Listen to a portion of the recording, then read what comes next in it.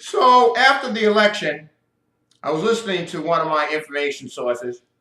I have a few. I heard this theme of hope. The host was talking about we can hope he doesn't do this. We can hope Trump doesn't get us into war. We can hope that he doesn't nuke some country that he doesn't like because they, slighted the Trumpster in one way or another. I mentioned this to my wife, and she said she's been seeing a lot of that on the net as well. Well, that's what we're at. That's where we're at, people. That's what it's all about now, is hope. People are hoping and praying, okay, that this country will not implode. And there's good reason for hope. I mean, this whole theme of hope is not without good reason, because there's going to be a massive sucking sound, if it's not going on already, from the collective asses of this country. No need to be politically correct here. It is what it is. Don't shoot me. I'm only the messenger. So let's take a look at Trump's potential cabinet picks. Chris Christie, Rudy Giuliani, Ben Carlson, Sarah Palin, Jeff Sessions. Okay, could it be the first time, maybe not the first time, but at least in my lifetime, that we are going to have potential cabinet picks that at least Chris Christie will be indicted. The Bridgegate verdicts were sent down, delivered either the week of or the week prior to the election. Oh yeah, those people are going to jail. Okay, Chris Christie's next. It's what we call sequitur. It follows. And let's talk about Rudy Giuliani. Okay, Rudy Giuliani, he's not a criminal. I believe he's straight up. I mean, he's a criminal in a lot of different ways, but none that you can send him to jail for. But he associates, or at least was associated with Bernie Kerik. Rudy Giuliani comes with baggage, a lot of baggage. Okay, Bernie Kerik was got indicted and went to jail. He's a felon, and this is who Giuliani put in head of security, or some high position. I can't remember which.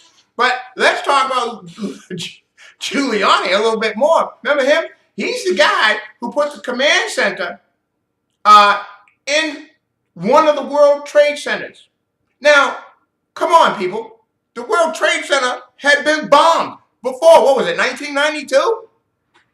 People, he put the command center that takes care of this kind of stuff, all the operations, the logistics, everything. He put it in a place where it was vulnerable. He's a cabinet pick. Okay, Ben Carlson, Sleepy.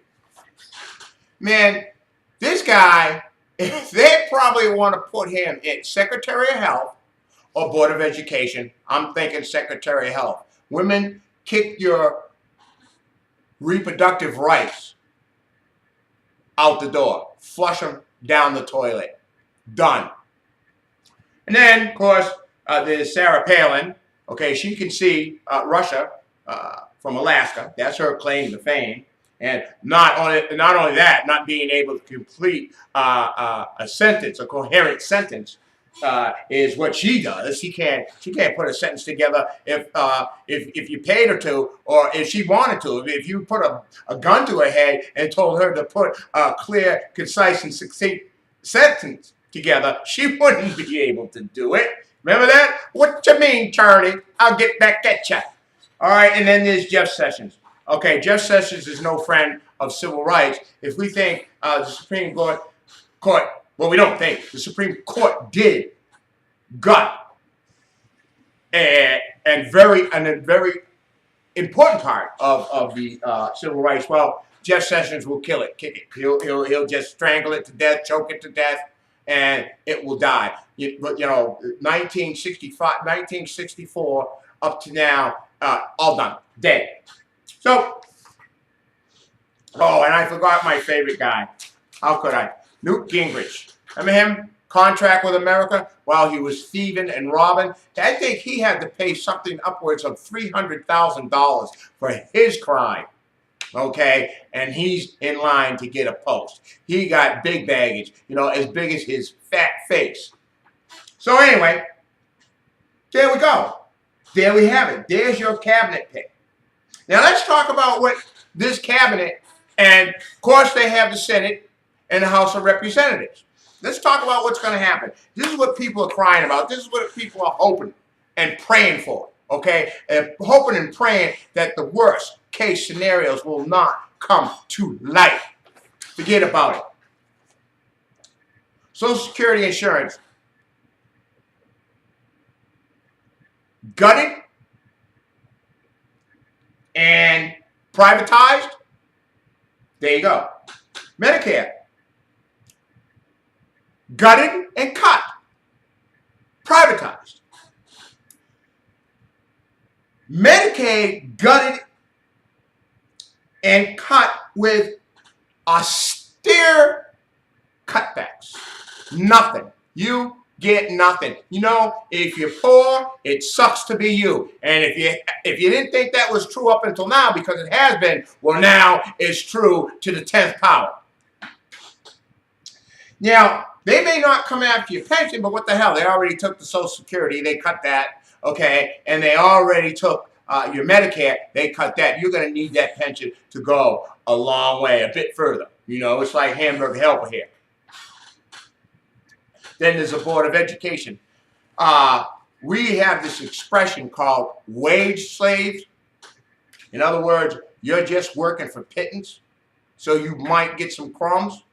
Well, that has never been more true than today, because they will come after the Board of Education. We don't need no stinking unions. We can have teachers working for $7 an hour. Yeah, people. Yeah, middle class. You ready for that one? I hope that, see, now what will happen is this extreme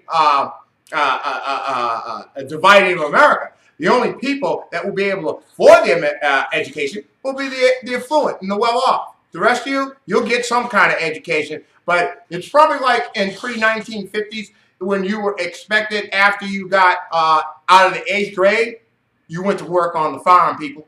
That's what you did. Asses and elbows. That's what I'm talking about, baby. All right. Now, see, then there's the post office.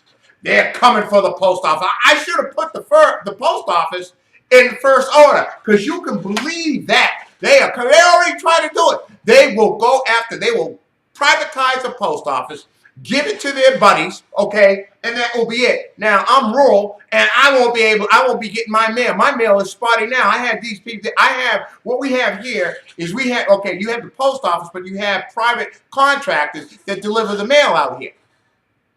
Okay?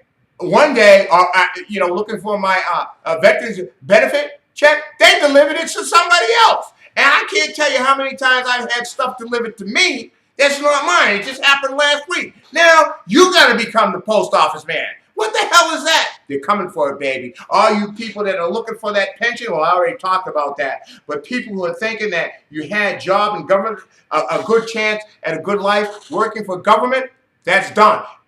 They're coming after it. That's going to be no more. So, and, that's just for starters. Let's talk about banks. Banks weren't lending any money, as it were. Well, they had to be because of all the building that's going around here. I mean, they're building like crazy. But mortgage rates will go up. I think it's, what, 3.75? I don't know with the highest, the state with the highest mortgage rate. But it's going up. It's going to go up. How about your 401ks? How are they looking? Okay? They take a hit overnight? Yes, they did. And it's not going to stop. I see that I'm thinking that this country will go into extreme austerity. Okay, these people are going to say what I mentioned before: if you ain't got none, sucks to be you. So, and then there's the military. Well, our military is broken. It's broken. Let's take the scandal that happened a little while ago, not just recently, where a recruiter was signing up military personnel. They were re-upping, is what we call it, and getting, a hefty bonus, $15,000. Okay? The military is so broke that this guy, this recruiter, he was, in order to have his job, he was giving everybody bonuses. And there was some people, as the story goes, some people weren't supposed to. They weren't qualified for those bonuses. You have to be qualified for those bonuses. Your service has to be pretty much, nice, bright, and shiny. No marks. Okay. And I suppose this guy, I guess what he was doing was signing up anybody. Remember, when we went to war on hook or crook, they lowered the bar so far that you were basically getting idiots into the military. Now, who wants to give an idiot, who just came in long enough to get benefits or whatnot, now you're going to give him a bonus, and that's what happened. But here's the thing. Then they turned around, the Pentagon turned around and said, we want the money back. What? And people were paying too. Some people were paying before it got stopped. Okay? That's a broken military. Only a broken military would do something like that. Okay? Give bonuses to people who were not deserving or qualified in order to keep them in the military. That means you don't have adequate qualified people to take their places. Now, let's talk a little bit about Russia and Putin. Trump loves Putin. Putin is in bed with China. America, Russia, China. That means the South China Sea, and I expect it will be announced shortly, that China will be saying, we claim the South China Sea for China. Period. Done. You're not going to get any resistance from Trump. Remember, Trump does business in China. He makes ties and whatever he does. He does business with China. Secondly, you have a broken military. You don't have anybody to fight wars. So how are you going to do that? Well, you know what? Can you say draft? Yeah. Everybody all happy? Draft. And this draft will probably include every able-bodied man up to the age of 50. No questions. No, no skipping your obligation. No deferments. That's what they call it. Everybody's going. Hey, it's your America now, baby. It's your America. And a little bit of history about Russia and what it all means. Russia, the United States and China. Russia taught the Chinese combat tactics, Air Force combat tactics. China, in turn, taught Vietnam. That's what we're up against, people. That's what a broken military is up against, okay? So there's a lot of hoping and praying that we don't get into it with China. Because now China's able to just say, hey, like I said, it's ours. Okay, you hearing that massive sucking sound yet? Now, the remarkable part about all this is that people are claiming that, and they're in shock. You went to bed Wednesday night or Tuesday night, and you were just, some people said they didn't sleep. Other people are crying. I mean, this is real. People looked at this country and said, what the fuck? And righteously so. Righteously so. Because people are saying worst case scenario. That's what we're dealing. That's the deal we're dealing in now. Worst case scenario, people. Okay? Nobody knows what will happen.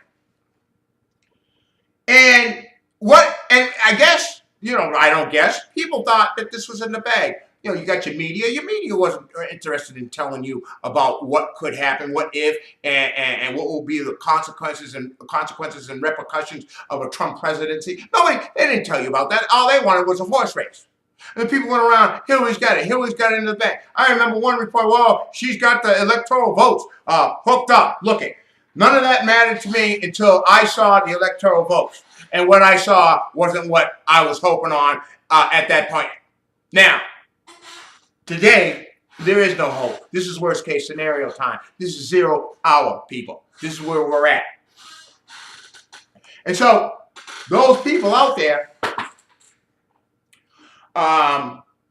with the hope, the theme of hope and all that, are, you know, pretty much in denial of, hey, what just happened here?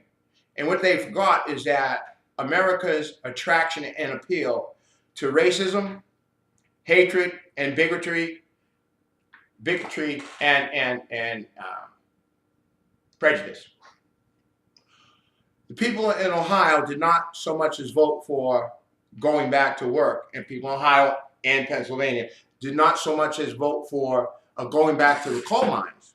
They voted because the message that Trump sent out there is it's not your fault. It is the fault of the brown and the blacks, and they bought it up. They ate it up. I'm telling you, they got spoon-fed and they sucked it right down. And here we are. Okay? And I'll tell you something about their thought. They're going to find out real quick. In fact, they're already finding out. Like my wife was telling me about the air conditioning people, Carrier. Those people voted for Trump, baby. They did. Those stupid-ass people voted for Trump. And now they're sitting there hoping that your jobs are here. Here's the crunch, man. Here it is. Here it is, right? Signed, sealed, and delivered, baby. The Carrier people already said it's not if or when your jobs are going. Your jobs are going. They're done. You're done. And these people voted for Trump. You know what? They'll only have themselves to blame. And that's what it is. And so with that, I have to say,